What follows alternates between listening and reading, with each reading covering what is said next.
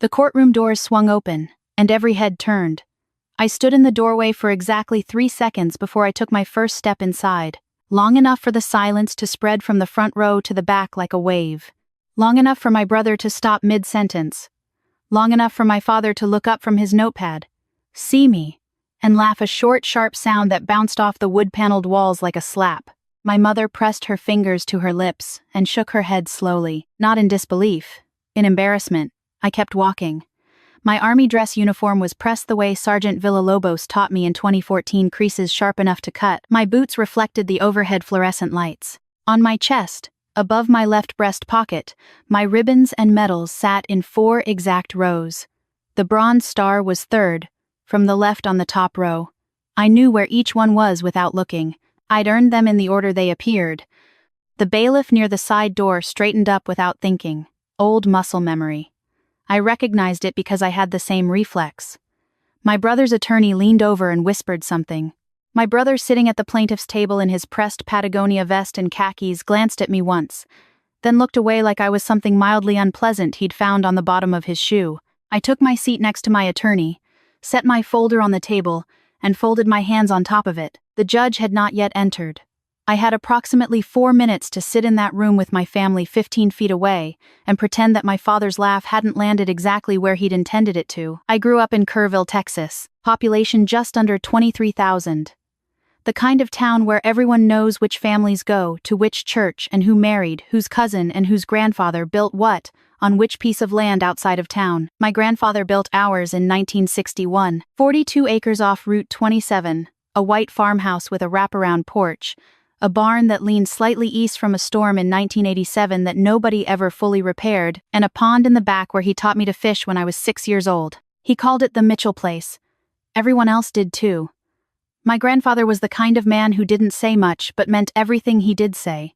He served in Korea, came home, married my grandmother, built that house with his own hands, and 2 friends from his unit.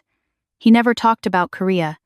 He talked about the house, about the land, about what it meant to put your hands into something and leave it better than you found it. He died on a Tuesday in November, 2 years ago. I was in Vicenza, Italy, attached to a unit I can't fully name, in a role I won't fully describe here. My commanding officer pulled me aside and handed me a satellite phone. I sat on a concrete step outside a NATO building in the cold and listened to my mother tell me he was gone. I asked if I could come home for the funeral. She said my brother was handling everything and it was probably better if I didn't disrupt things. I came home anyway. My brother did not speak to me at the funeral. My father shook my hand like I was an acquaintance from the Rotary Club. My mother cried and held me for 30 seconds before she was pulled away by someone with a casserole dish. 3 weeks after the funeral, I received a certified letter. My brother was contesting the will. My name is Sarah Mitchell. I am 31 years old. I enlisted in the United States Army at 18, the same week I graduated from Tivy High School, in the same gymnasium where my grandfather watched me walk across the stage in a cap and gown. He stood up when they called my name. He was 81 years old and his knees were bad and standing hurt him, and he stood up anyway. I saw him from the stage. I remember thinking that I would spend the rest of my life trying to be the kind of person that made him want to stand. I went to basic training at Fort Jackson. I went to AIT at Fort Sam Houston, and trained as a combat medic. I deployed to Afghanistan in 2015. I deployed again in 2017.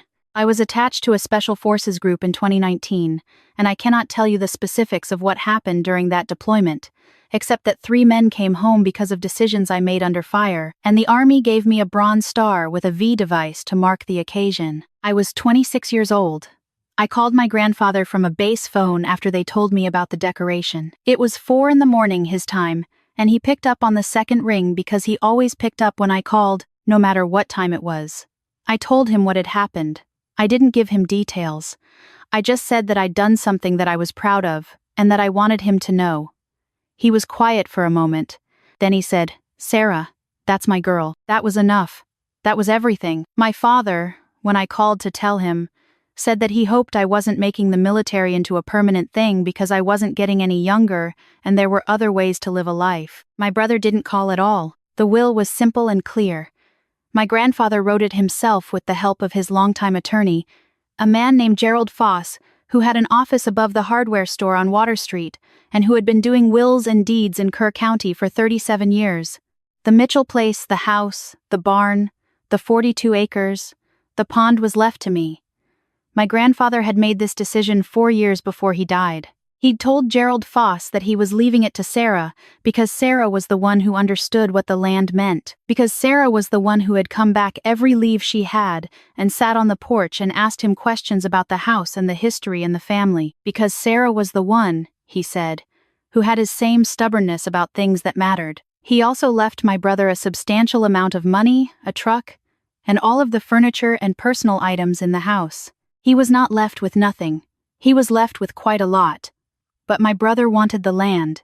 He filed a claim arguing that our grandfather had been unduly influenced in the final years of his life, that I had manipulated an elderly man from a distance, that the will did not reflect his true intentions, that a woman who had been absent for most of a decade had no right to inherit a family property over someone who had lived in Kerrville the entire time. His attorney was a man named Clark Duval who wore very expensive boots and had a reputation for making simple things complicated in ways that benefited his billing hours. My attorney was a woman named Renata Okafor who had grown up in San Antonio, gone to UT Law on a full scholarship, and had approximately zero tolerance for men like Clark Duval. I trusted her completely. I did not plan to wear the uniform. I want to be clear about that, because my brother's attorney later tried to characterize it as a calculated stunt, a theatrical manipulation of the court, a performance designed to influence the judge emotionally. Here is what actually happened. I drove to Kerrville from Fort Cavazos 2 days before the hearing. I was in the process of transitioning out of the Army. My final separation date was 6 weeks away, and I had 2 bags with me. One had civilian clothes. One had my uniforms and gear that I was transporting for proper disposition. The morning of the hearing, I opened the wrong bag. I sat on the edge of the bed in the Kerrville Inn on Main Street, and I looked at my dress uniform for a long moment, and then I thought, why not? I had earned the right to wear it. Army regulation permits retired and separating service members to wear the dress uniform for formal occasions. A court proceeding qualified. There was nothing improper about it, nothing theatrical. I also thought, if I am being completely honest with myself, that my grandfather would have liked it. He never got to see me in my full dress uniform with all my decorations. I'd been stationed overseas for every formal event I'd attended, and he'd never been able to travel by the time I had medals worth wearing. He had seen photos. He had the one I sent him framed on his nightstand. I saw it there the week of the funeral. Before my brother packed everything up, I put on the uniform because it was mine. Because I had earned every single thing on it. Because I was walking into a room where someone was going to try to tell a judge that I was absent and selfish and had taken advantage of a man who loved me, and I wanted to walk in as exactly who I was. So I did. My brother saw me first. I watched his expression move through 3 phases in about 2 seconds: surprise, contempt, and then the studied blankness of someone deciding how to respond. He settled on a slight smirk and leaned over to say something to Clark Duval. My father was sitting in the gallery behind the plaintiff's table. When I walked past him to reach my seat, he made that short, dismissive laugh and said, just loud enough for me to hear, "You've got to be kidding me." My mother, next to him, looked at the floor. I sat down. I put my folder on the table. I looked straight ahead. Renata leaned close to me and said quietly, "You look like you've done this before." "Walked into rooms where people don't want me there?" I said. "Yes." She smiled and uncapped her pen. Judge Harold Beaumont had been on the bench in Kerr County for 22 years. He was 67 years old, compact and deliberate in his movements, with thick silver hair and the particular expression of a man who had long ago stopped being surprised by the things people fought over. He entered from the side door. The bailiff called the room to order. Judge Beaumont settled into his chair, arranged his papers, and looked up. His eyes went to the plaintiff's table, then to ours. They stopped. He looked at me for a long moment. Not in the theatrical way the story might seem to demand, not wide-eyed, not dramatic. He looked at me the careful, specific way that someone looks at a thing they are trying to place. His gaze moved from my face to my chest, to the ribbons, to the specific decoration in the 3rd position on the top row. He looked at me for about 4 seconds. Then he looked back at his papers and said, "We'll begin with preliminary matters." I did not know what those 4 seconds meant. I would find out later. Clark Duval opened for my brother. He was polished and unhurried, and he had clearly done this many times in this county with this judge. He spoke about the Mitchell family with the familiarity of a man who had done his research on local names. He talked about roots and presence and consistency. He talked about my brother, who had lived in Kerrville his whole life, who had been there for every holiday, who had helped their grandfather with grocery runs and doctor's appointments in his final years. Everything he said about my brother was true. Then he started on me. He used the word absent 9 times. I counted. He used the phrase pursuing her own path as if it were a character flaw. He said that my grandfather, in his final years, had received an average of 1 visit per year from me. He said that a man in his 80s, living alone, could be susceptible to the affections of the one family member who made him feel remembered.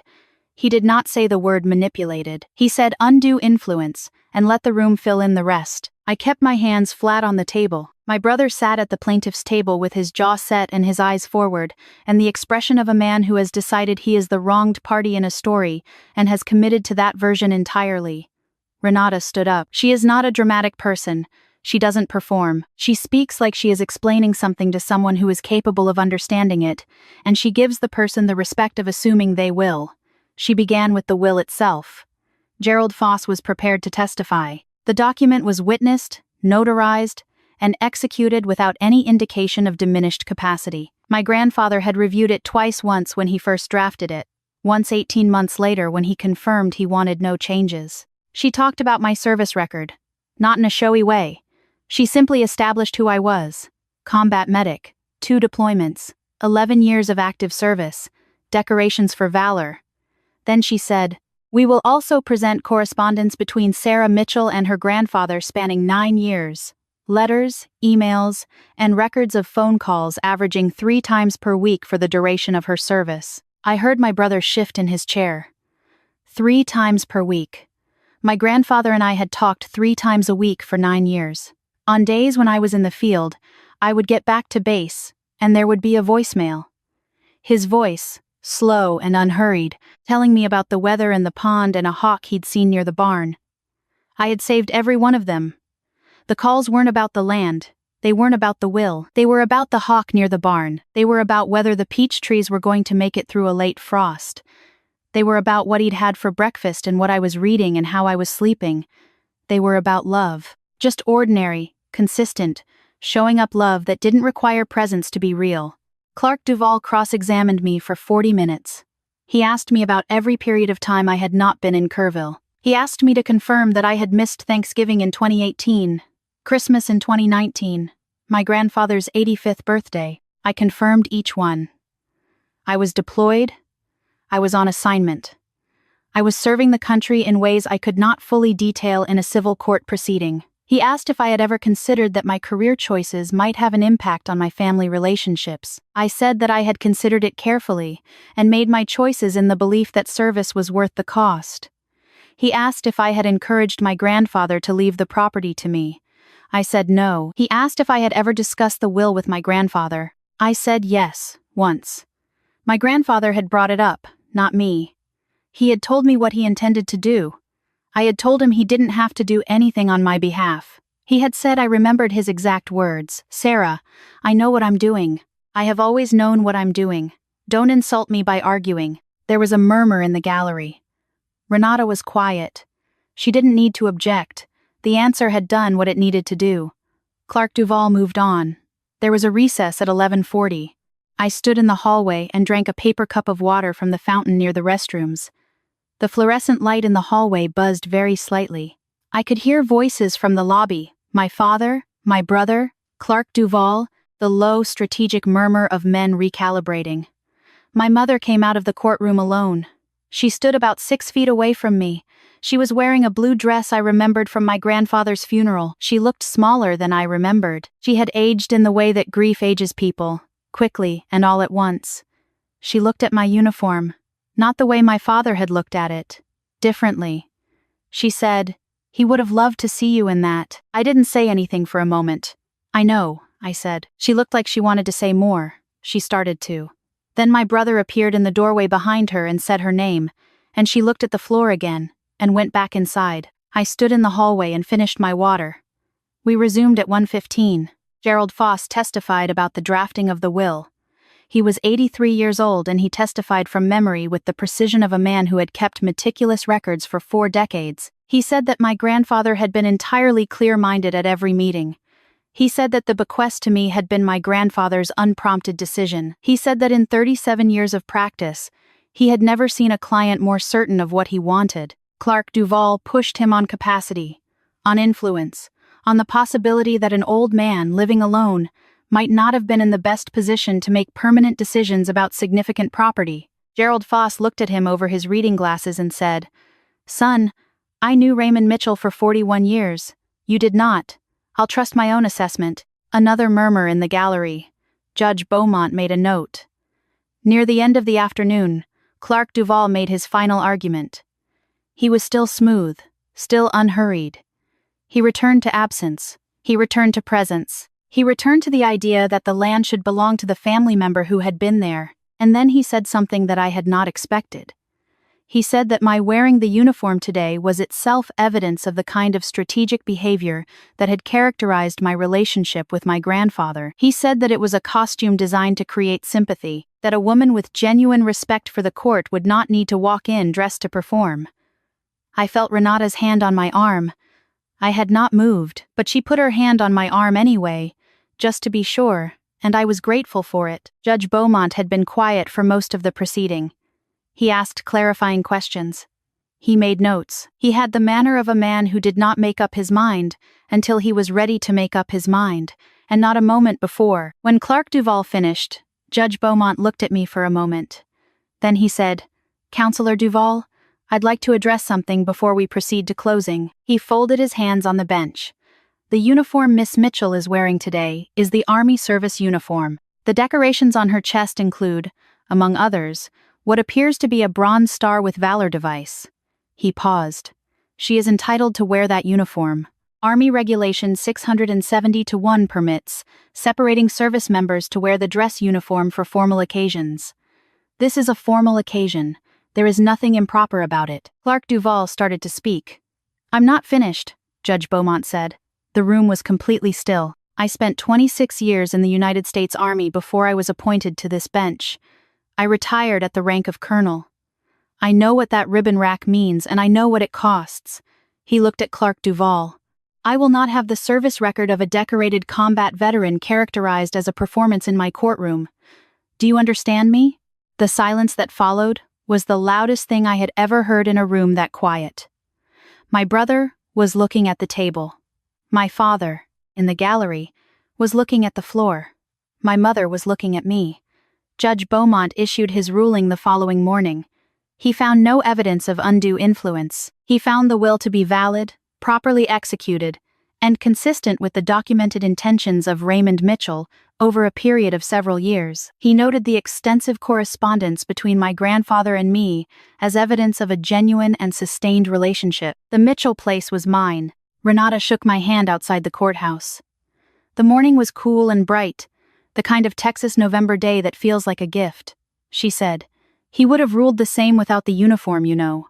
"I know," I said. "But it didn't hurt." I smiled. "No, it didn't." My brother left without speaking to me.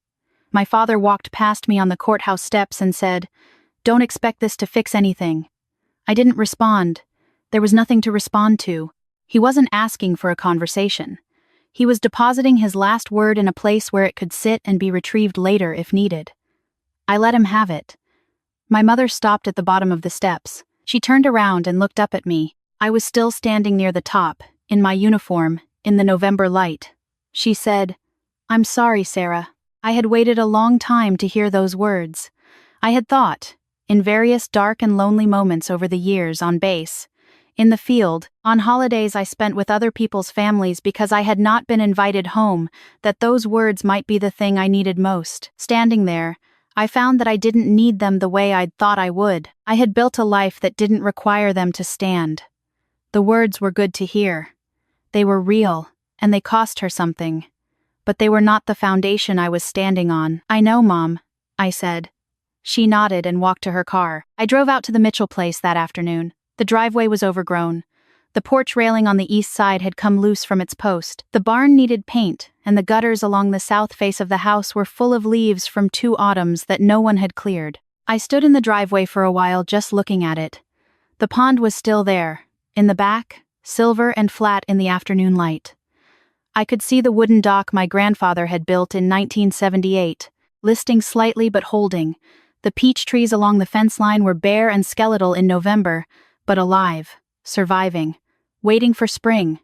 I went inside. The house smelled like dust and old wood and something underneath that, something that was just his. The furniture was mostly gone. My brother had taken what he was entitled to take.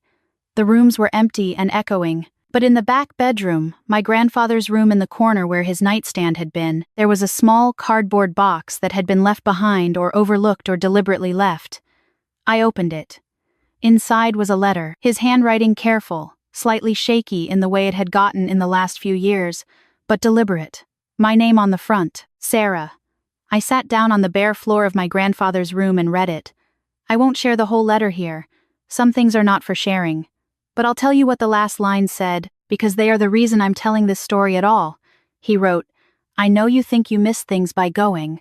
I need you to know that you didn't miss what mattered. You called. You came back when you could.